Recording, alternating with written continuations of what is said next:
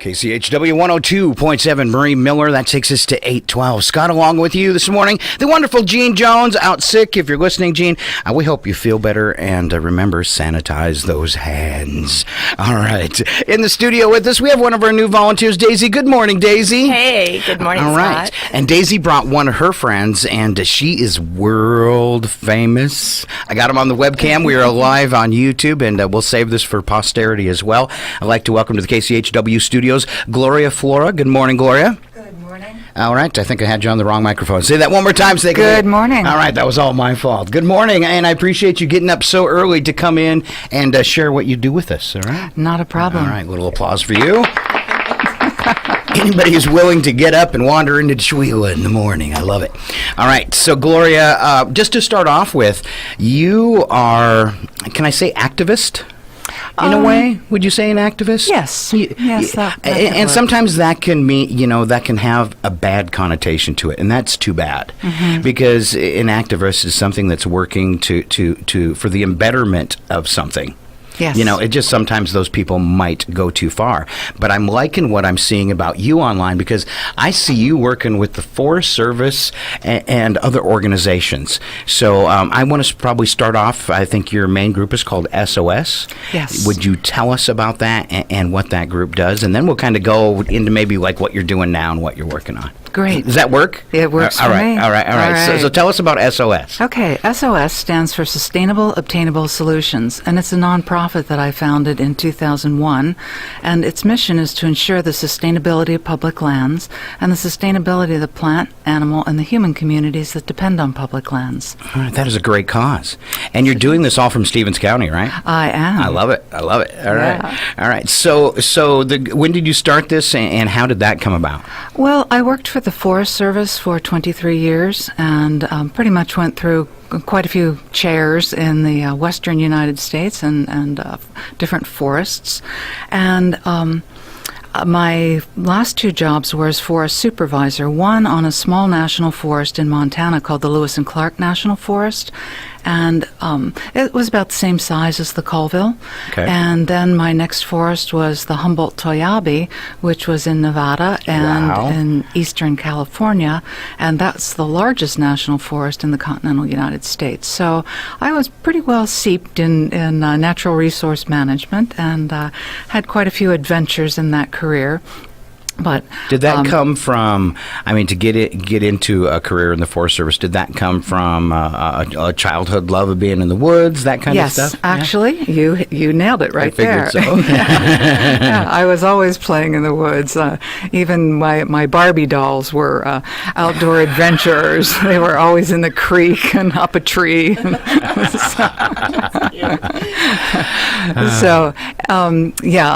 I grew up in western Pennsylvania and in forests and in a rural area, but I saw the Rocky Mountains when I was 16 and decided that I had definitely been born in the wrong place, and I was actually a Westerner at heart. And so at my first opportunity after graduating from Pennsylvania State University, I moved west. I had a degree in landscape architecture. And I was drawn to national forests because I've always been interested in people's relationship with their landscapes. And so when I was able to see some national forests and national parks, especially on the scope and scale of the western landscapes, I was completely smitten and decided that I was going to work for the Park Service or the Forest Service. And, that is a cool choice, because you could have went, totally commercial with that, doing residentials and commercial buildings and all that kind of stuff. That's very cool that you took that, and it's almost, what you're doing there, we're always talking on the station, because Chewila is very artsy-fartsy, and we're always talking about the different and varieties of art, but what you're doing there, that's a form of art too, and you're doing it with nature. I think that's really cool. Yeah, thank you. That is cool. I'm glad you see it that way, because that's the way I saw it too. But really, a degree in landscape architecture was the perfect a background for a job with the Forest Service because, as I'm fond of saying, all natural resource decisions are social decisions. And so you can't make an appropriate decision about natural resource management, particularly on public lands, if you're not considering the human dimension. All right. So you do a lot of work then with government organizations. Do you find yourself at odds with them many times? Oh, of course. What's that like? Well, I know their frustrating. secrets. You know, government speak is my second language. So That's got to be a tough one, right? yes and no. You know, government agencies are comprised of people, and they're individuals, and you just have to understand that you know, they're working within a set of rules and regulations, and some people hide behind those, and other people use them to their advantage and to the advantage of the public lands, which they should be doing. So I help them to see how to take advantage of opportunities to better manage public lands. And you must be good at it the way you politically worded that. I mean, politically correctly Government worded that. speak is my second language. I love it. I love it. And Gloria, I'm sorry. what groups are you involved with the Forestry Coalition?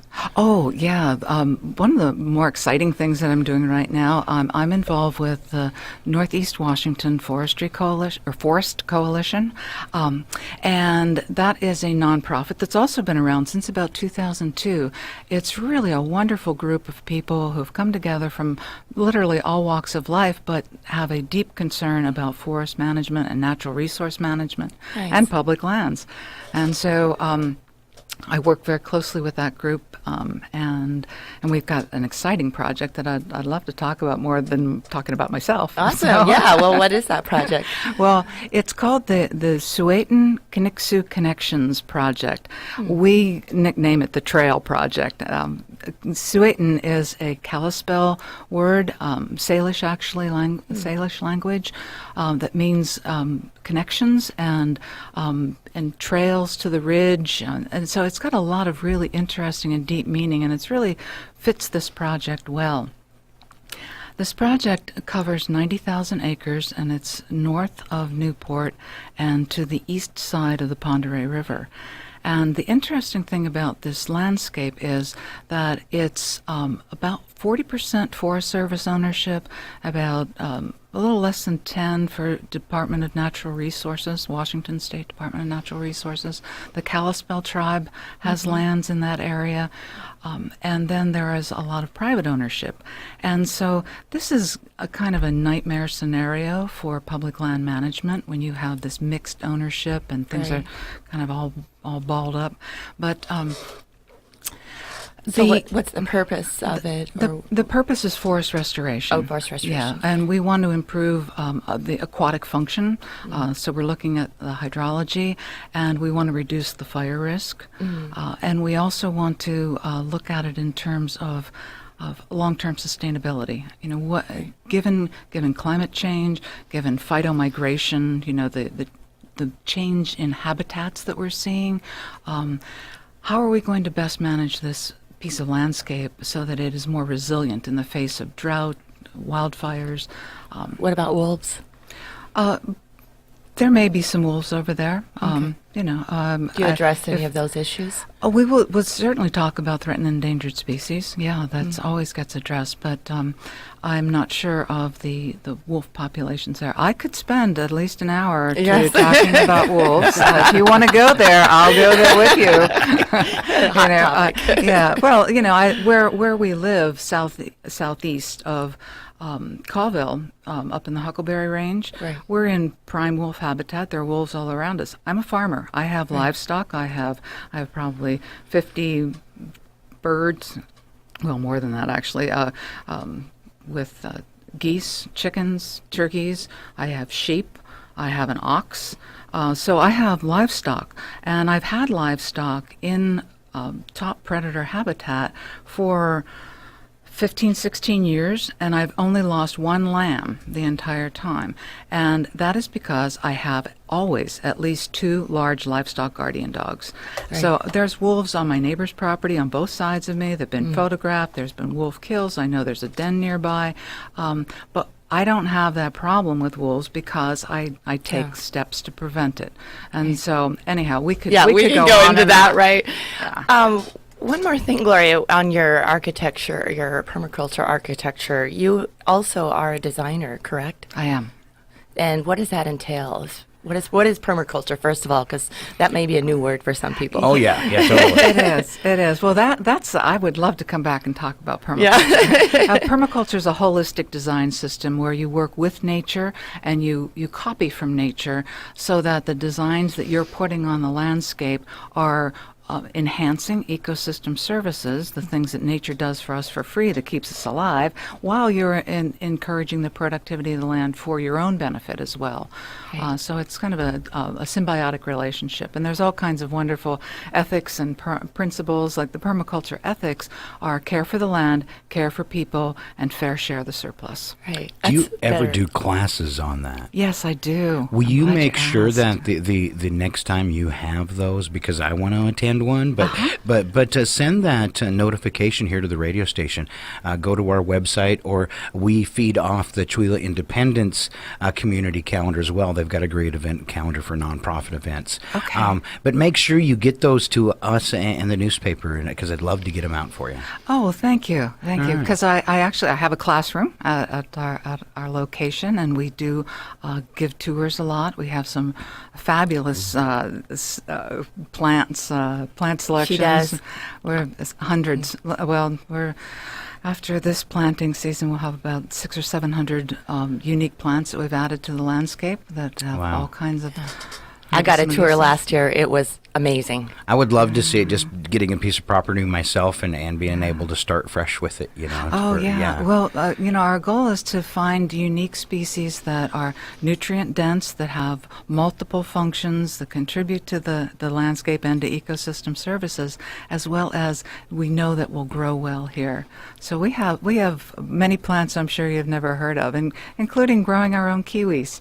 Really? Oh, yeah. They're delicious. Well, I have an interesting spot too, because the entire length of the property is next to a creek, so I have unlimited water supply. Oh, I have some ideas for you, All young man. right. I'm even looking into because it's a strange thing where you got water rights too from the creek, which usually doesn't happen in this area, and so I can do my own hydro. System. Fabulous. So, and I've been looking at a lot of stuff on Pinterest, trying to develop that and to way that it's seamless, with nature and all that kind of stuff.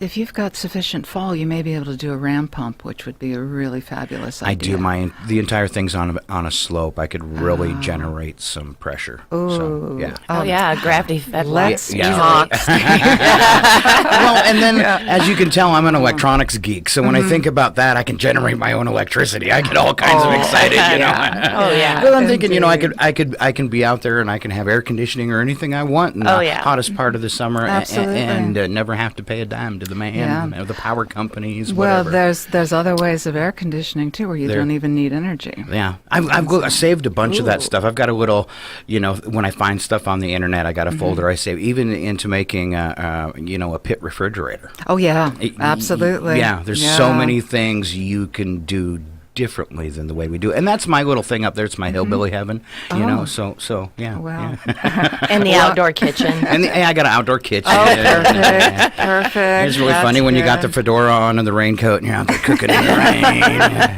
Everybody wants breakfast. You don't have a choice. Been there, done that. All right, all right. But can we get back to trail Yes, property? please. 'Cause Absolutely. I gave Sorry, I that- sidetracked Oh, you a that's bit okay. there. It's, Yeah. but I gave that kind of short shrift because actually it has a fascinating history. And hats off to the Washington State Department of Natural Resources and to the state legislature, because they've identified first with a 20-year strategic plan looking at forest health, that we're in trouble, and particularly on this side of the state, because our forests are so far outside the historic range of variability. And what that means is that because of fire suppression and because of the climate shifts, that we have a really serious problem in terms of insect disease, forest density. We really need restoration. The problem is that all that takes a lot of time and effort and money, and to really do what we need to do, we have to, as we say, increase the pace and scale of restoration pretty dramatically. And so the state legislature responded positively to a proposal from DNR and put forward a good chunk of money for supporting forest collaboratives across the state of Washington. There's 8 different collaboratives now. NUFIC is the oldest, and we have quite a few very impressive achievements that we've made over these past almost 20 years now. But this idea of increasing the pace and scale was accompanied by the legislature's vote for some dollars to help fund collaboratives so that we can function at least without worrying about where the next dime's coming from, but then also to provide grants, a grant opportunity. And NUFIC applied for a grant, and we received $400,000. And that money is being directed specifically towards this project, this trail project. The Kalispel tribe is contributing, and they are the recipients of some of those funds, and that is helping them to do stream surveys and aquatic habitat reviews. The Forest Service, the DNR, and the Kalispel tribe are all contributing personnel to an interdisciplinary team, and that interdisciplinary team is the group that are planning. Is the group that's planning this project, doing the environmental assessment, and that in and of itself is extremely unique because you rarely have personnel from multiple agencies working on a project together. And then NUFIC is involved. I've been contracted under my organization, Sustainable Obtainable Solutions, to help with project coordination and to manage the interdisciplinary team. So we've got this opportunity to take a very unique cross-boundary approach to managing public land. And the other piece that we're doing is a very intensive public engagement and public outreach effort, because we really want to know what the public has to say about this, because a lot of them live right there. So I'll take a breath and you can ask another question. Well, I was curious about when you get down on the ground as far as this interdisciplinary team and what you're planning when it comes to down on the ground, and what is it you're planting, or what is it that needs to be done? What are the details of that project? Well, primarily we're focusing on forest vegetation treatments, and that would be thinning, removal of understory, addressing the fuels overload, and fuels, meaning those things that allow fires to get really hot and dangerous. And then we're also looking at the roads and especially their interface with streams, and looking at do those roads impair the function of the stream? Do they prevent fish or other aquatic species from moving up and down the stream as they should? And so we could take this opportunity to upgrade or replace culverts. We could close more roads, or we could alter the transportation pattern, all for the sake of protecting the aquatic species and the riparian areas, as well as reducing the fuel loads and reducing the density of the forest, getting the forest back to the structures that it should have. And by structure, I mean what kind of age classes are out there. And you want a diverse mix of age classes, and you also want to make sure that you hang on to some of that old growth, actually all of the old growth, because we have so little of it left, because old growth forests are really fire resistant forests. They're sturdier. They're more widely spaced, less debris and hardier slash. Ecosystem, all that kind of stuff, right? Yeah.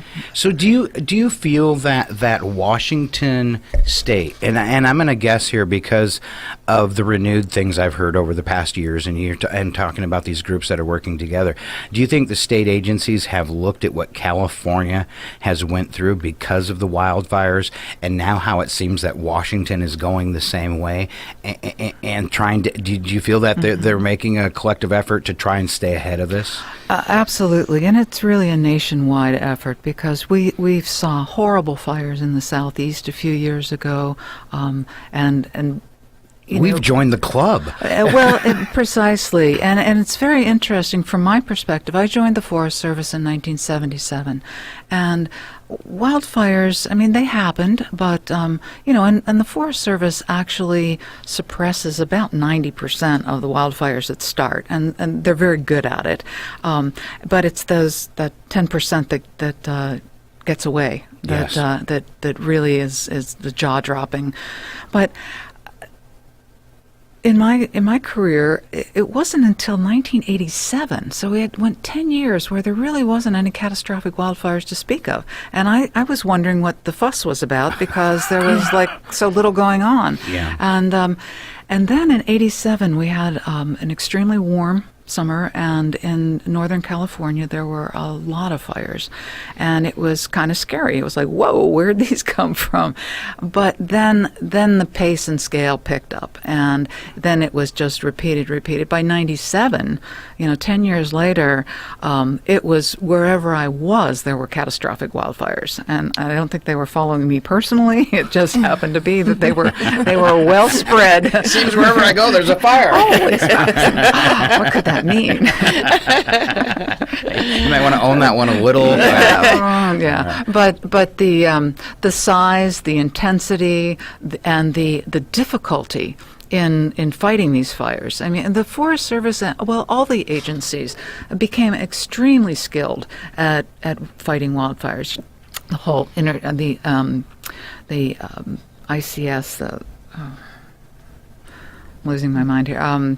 Anyhow, the Interagency Command System, and it was, it's paralleled after the military. It's a crack organization responding amazingly, mobilizing the resources that are needed, whether it's air or land or humans or materials. It's astounding how well the system works. I was amazed at Stevens County this past summer with the fires up in Kettle Falls, because they directly affected me, got evacuated and stuff. But I was amazed because Ferry County did not have the resources. I mean, I even tried to get through to them to set off the emergency alert system for the evacuations, and I don't even think they have the equipment to do it. So they're really, that county, which has huge potential for wildfires, was severely lacking in support structure for that. And Stevens County stepped in. Hats off to them, and they really managed that fire. And I mean, it was only, they said, it was 3,000 acres. That's relatively small. And it went on for quite a while, about 3 weeks, but it shows you how hard and how many resources they dumped on that. And for me personally, I was right next to it when it started.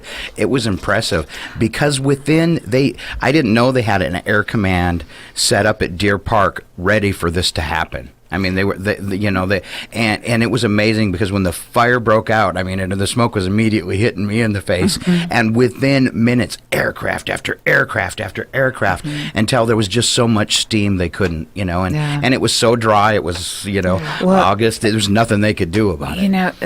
You're talking about the Boyd's fire? Yes. Yes. Well, the Boyd's fire is fascinating, and it comes right back to NUFIC because NUFIC was involved in several ways, as well as the Forest Service and the Washington State Fish and Wildlife Department, because there's a wildlife refuge right there just south of Boyd's, and they have been doing a lot of forest restoration work, thinning, underburning, prescribed fire. NUFIC was involved with a pilot prescribed fire project that was promulgated by the state, which allowed us to increase the amount of prescribed fire and increase public involvement and information about the prescribed fire program. And so there was a lot of work done in that wildlife area, and then also the Forest Service was working on a project called Kettle Face, and they had done a lot of forest restoration work right around Boyd's. So this fire that took off, I recall the column going up and swallowing hard.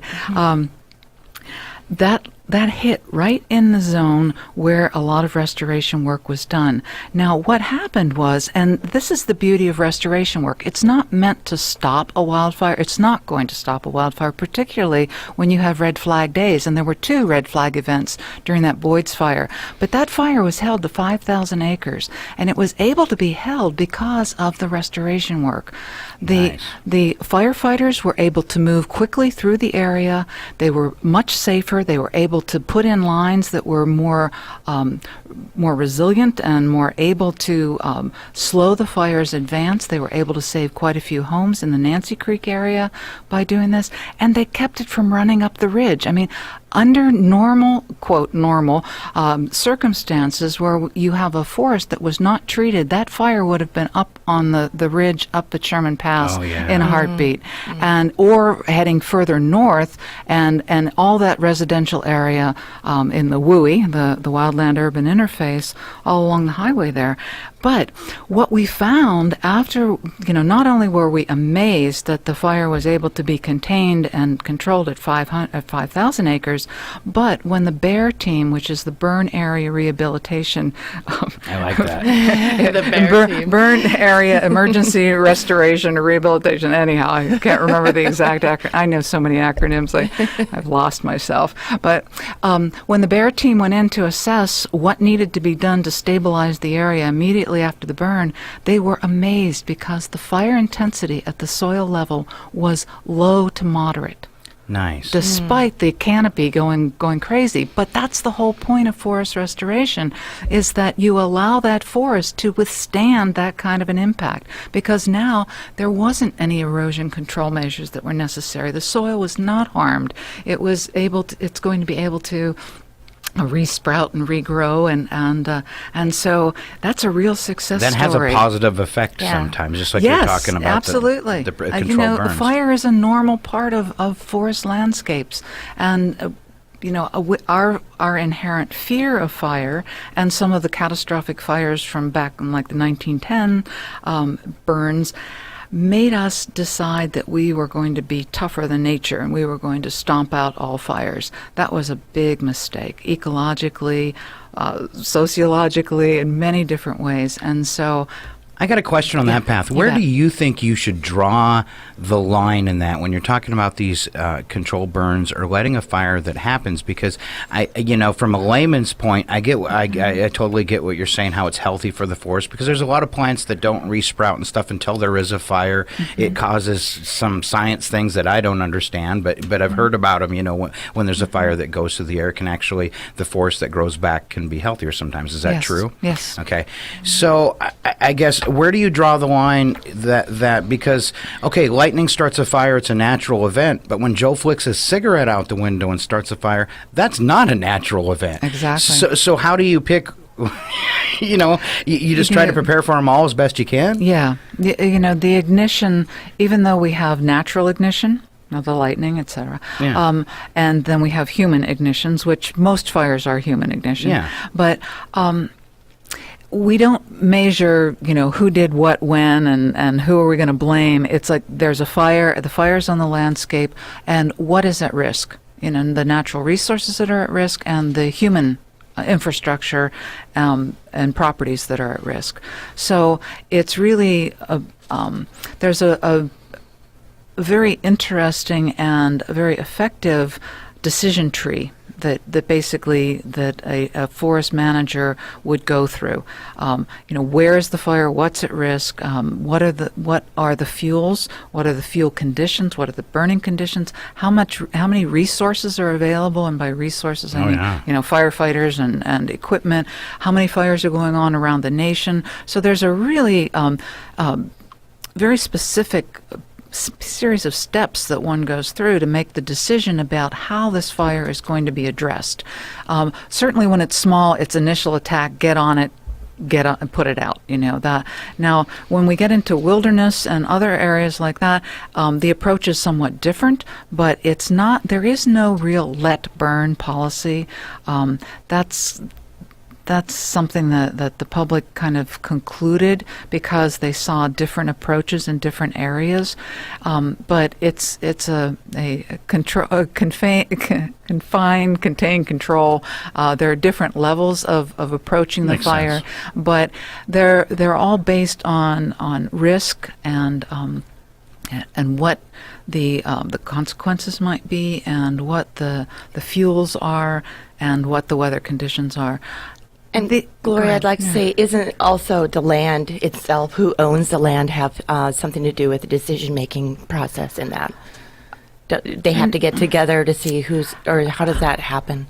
Well, to a certain extent, where the fire starts, on whose property, Right. that would dictate the initial response or initial attack. But because the properties are so interwoven anymore, Right. and we know that what the fires are capable of doing under the right conditions or wrong conditions,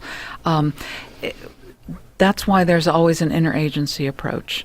And so it's not like, well, it's your fire, you deal with it. because we know that if you don't deal with it, then I'm going to be dealing with it. So it's really like, I've just all heard hands things on on. the ground that there's disputes as to whose land and who's going to take care of it, whether it's the Forest Service or DNR or whose ever land it belongs, that they have to get their heads together and figure out who's going where and what's going. And it's true. There are disputes, and there are frustrations, and it's difficult, especially if you have multiple starts in an area, and that's usually what happens when you get you have the bad conditions have evolved, and then you have a storm come through or something, Right. and then you just get this whole series of fires at once, multiple incidents, as I call them. And yeah, I'm not trying to be a Pollyanna about it, but it's... They're tough decisions, and then they have to make them very, very quickly. hard, and they have to be made Yeah. sometimes with lack of information. Right, And so right. you've got to make your best guess. Our local fire districts are absolutely phenomenal. Yeah, hats off to our firemen. Oh, absolutely, they are amazing, Yes. and a lot of times they will just pick up and do what needs to be done, and Right. deal with the Politics of the it politics later. of it later, which is what people expect. Right. And local folk too. Especially people with equipment are willing to help. And Oh yeah, that was amazing. Yeah, the people in Kettle Falls that came out and offered to other Yeah. people, come live with us, come bring your stuff here. I had a complete stranger let me load up my box van with everything that was important to me, and bring it and set in our yard for a month. I didn't know her. I mean, that kind of stuff is it's great. It's heartwarming to see in a crisis, and everybody reaching out to help everybody else. Absolutely. In the fires of 2015, it got to the gosh. point where we had to turn away donations. Yeah, because that's awesome. we had warehouses Yeah, full. of what a problem to have. Really, Right. people, the food, it was amazing how the communities were mobilizing, making sure people had food, a place to stay. Even the animals. I saw some cool stuff. Yeah, of that people was helping, really cool. helping out other animals. Yeah, speaking of the animals and your experience, Gloria, in working with the Forest Service, or in the forestry, industry, what have you seen over the past 30 years? 40, Sorry. 40, 45. It's been a while. With the animal population, the animal species, is there anything significant you've seen happen in terms Yes, of the with animals? wildlife? Yes, Oh, yes. wildlife and Oh, animals. yes. It's difficult to make a blanket statement about specific species in specific areas, but in general, what we can see is that species are moving poleward, which is north in our case, towards the North Pole, and higher in elevation so that they can find habitats that are more suitable to them. We see a tremendous amount of stress on animals, and this is the interesting thing about climate change. Sorry, I shouldn't have skipped breakfast. That's quite all right. I don't know if you've been I hearing thought that. that was me. No. Came over the microphone. For about the past 5 minutes, my stomach just will not quit growling, and I keep hearing. I'm going. I wonder if everybody else can hear that. I thought that was mine. No, It's it's so me. funny. It's on the microphone. You guys keep talking. I'll drink some coffee. Okay. So we're seeing the animals again move poleward, move northward, and upward in elevation. We're also seeing animals and birds, insects in particular, show up at unusual times or leave at unusual times.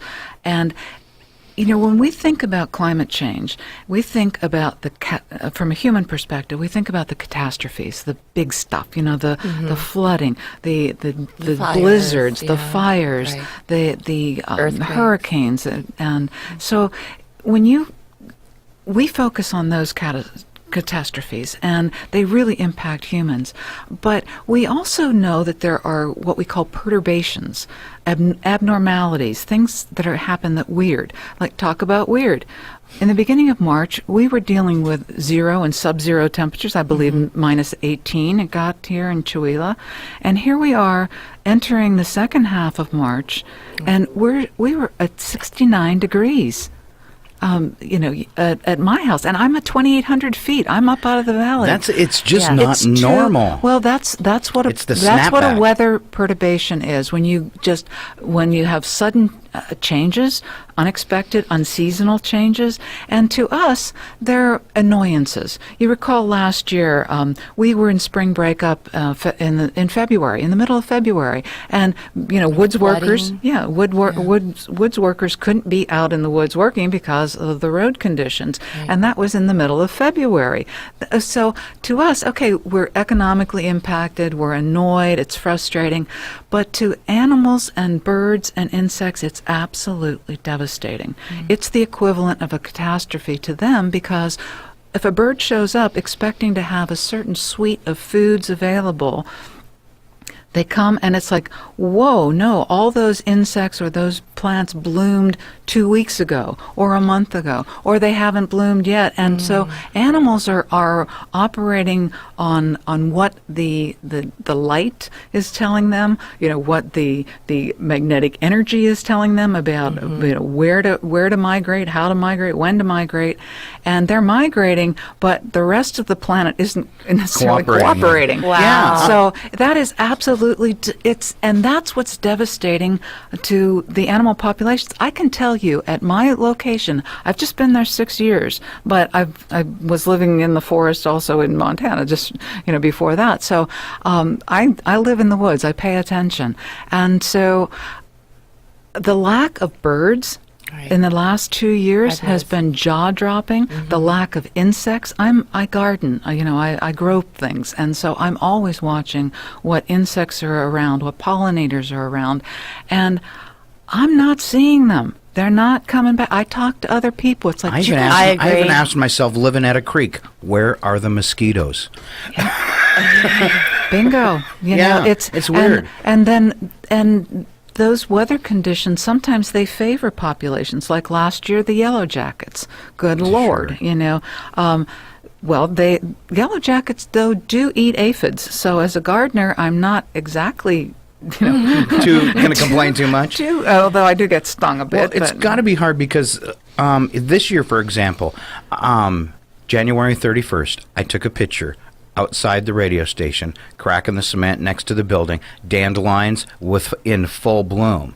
So imagine birds coming, and I'd noticed, the birds are kind of coming back. Right. Maybe we're going to have this early spring. It's already so nice at the end of January, and then the next day it was We got winter, hit. hard. Right. I mean, the next day. So imagine animals that had came into the area following that warm weather. And somebody had said a couple days before, I saw birds flying in. And then all of a sudden they're here and they're trapped and it's sub-zero. And I noticed that during the cold snap that there were quite a few birds downtown that I didn't normally see this time of year, and going, I wonder if they kind of got into this area. And then they went, where did we take a trip to? Exactly. What is going on? And so, that's my fear, is that these perturbations are just decimating populations. Well, we're running out of time as we come up on 9, so I want to bring it kind of around full circle. And you're talking about these fires, and you started off by talking about the group that you've been working with and the work they're doing for sustainability of the public lands. And I think that leads right into that's perfect because those kind of opportunities are going to create the benefits that you're talking about with these wildfires. Them going in and doing this stuff. And that is the same as the Carpe, which we should have you mention too. Yes, let us mention Give us the Carpe. acronym. Colville Area... Chewila Area Recreation Planning Effort. Okay, thank you. Yes, and that's very exciting. We're having another meeting this afternoon. All right. Yes, we're a group of varied interests. Everything from the Spokane tribe, from with the casino, to members from Chamber of Commerce, to 49 Degrees North, to Ted. Mountain Bike, to Ted. We had Silas on. We were talking about absolutely, yeah. Silas did a great job of explaining Carpe. But what we'd like to do is create a recreation plan for the Chewila area that includes public land and private land, just identifying opportunities, what people want. Our survey, I think, is still open.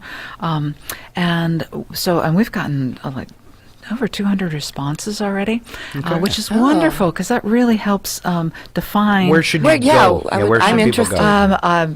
go? Am I throwing you on the spot? You are, because I can't remember the how to get there. So probably you're looking up Ted if you text it to us, if you text it to Daisy Lady, we'll throw it up on Facebook. Thank you. Okay, I would there you go. appreciate that. Yeah, because we're loving hearing these great ideas about where people like to go, what they want more of, what they think needs improving.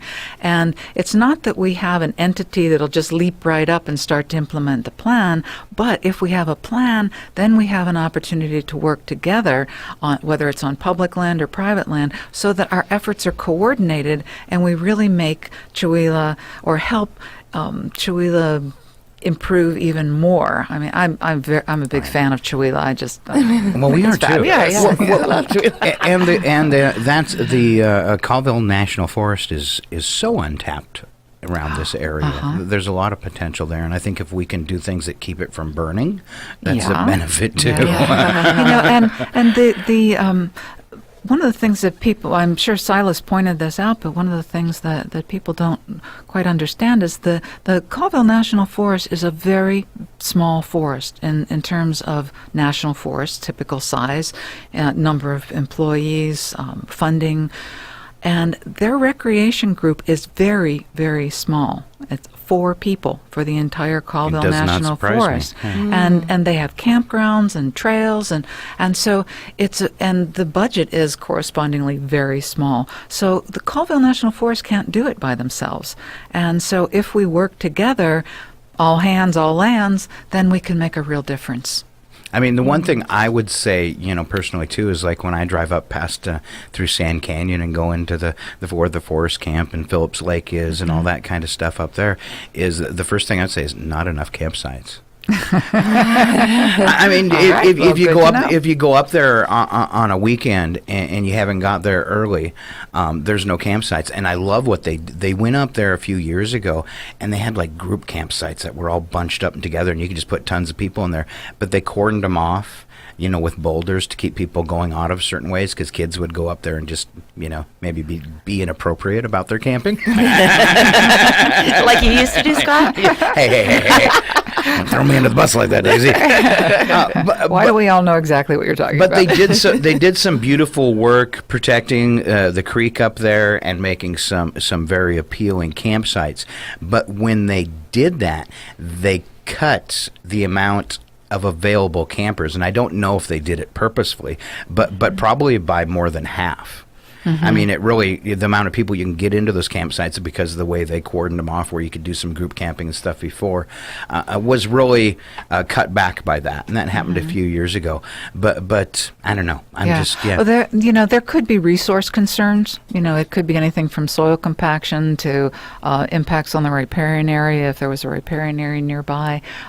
It could be people driving their vehicles into the riparian areas. I think that was definitely why they had blocked off with boulders, like so you can't even, because you used to be able to drive right down to the creek, back up to it, and set up your tent, and that's all blocked off now. Yeah, and that's not really a very good thing for the creek. Sure. You know, No. and so I get why they do that. and That would just be my response is, okay, we lost some of those campsites. Yeah, Is so there another area we can add them back into, and that kind of stuff? Ideally, that would have been the case. You know, if the forest had the funding, they would say, okay, we're eliminating probably the ability of 8 groups to camp here within this area. And so, are there other areas along these travel routes that we could develop or allow for more dispersed camping? And then how do you do that when you only have 4 people? Exactly.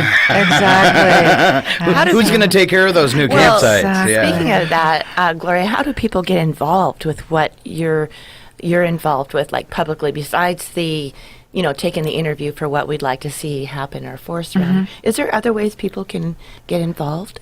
Yes. Pay attention to notices about public meetings, and also pay attention to groups that are involved already, like the groups in Carpe. There's trail associations, there's motorized vehicle groups. Look for those local organizations. If you have an affinity for that particular thing, then or even as individuals, NUFIC is always looking to bring more people in to work with more folks. We actually have a series of public meetings planned. They're not scheduled yet, but we will be going around through the Colville area. I think we're going to do 4 meetings and a field trip, and so paying attention to those public announcements, which might look kind of boring, but they're actually really intriguing, especially the field trips. We love to help people get out and with professionals, with the forest land managers, and look at what's actually happening and why it's happening, and hear from people about what they like or don't like and what they'd like to see. So and the meetings are open to the Yes, public? yeah. So it's Northeast Washington Forestry Coalition. Forest Coalition. Yeah. And just And Google we- that or look it up online. Yeah, and we have board meetings every month, third Thursday, and every other month we have joint meetings with the Forest Service. So we meet in the Thursday mornings on the third Thursday, and then as a board, and that's kind of nuts and bolts sort of discussions, and maybe not as intriguing. But our joint meetings are also open to the public, and they're with the Forest Service and other land managers, and we talk about projects and opportunities and what we're going to do next. And Awesome. Yeah. Wow, Gloria, you are amazing.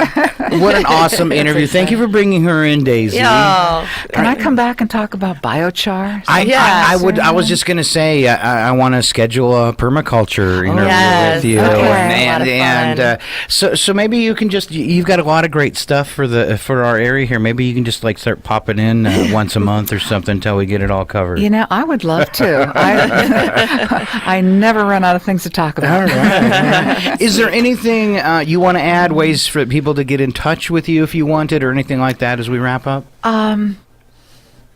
No. What? Do you have social media you let people follow you on? Or I don't want you to do anything you're uncomfortable with. No, I love to communicate with people. I'm too busy doing actual project work to spend Respond? No, I respond, Okay. but I don't really spend a lot of time on social media. I do have a Facebook page for Sustainable Obtainable Solutions and a Facebook page for the U.S. Biochar Initiative, and there's a new page, the Northeast Washington Permaculture Guild web page or Facebook page. So that's All you have to do is Google Gloria Flora, and tons of stuff are going to show up. And Gloria, just so you know, it was all positive. Oh, good. Oh, woof. Oh, what a relief. All right. Well, thank you so much. Is there anything you want to, you feel like we missed that you want to add as we wrap up? No, I think we had quite a far-ranging conversation, and Yeah, I think there is. I'd like to leave the listeners with an Aldo Leopold quotation that I adore, and it's simply, there are two things that interest me: the relationship of people to each other and the relationship of people to their landscapes. Oh, Very nice. thank you, Gloria. Gloria Flora from Sustainable, Obtainable Solutions and many other projects. Thank you so much for the work you do. Good job. Thank you. Good job. It's Thank always you. nice to meet people doing good in Stevens County, and there are so many amazing people, and Gloria, definitely one of them. It's KCHW 102.7. We are running late, so we're going to miss the community calendar and weather, but I will have it for you at lunch. Stay right here. It's Northern Lights Public Radio.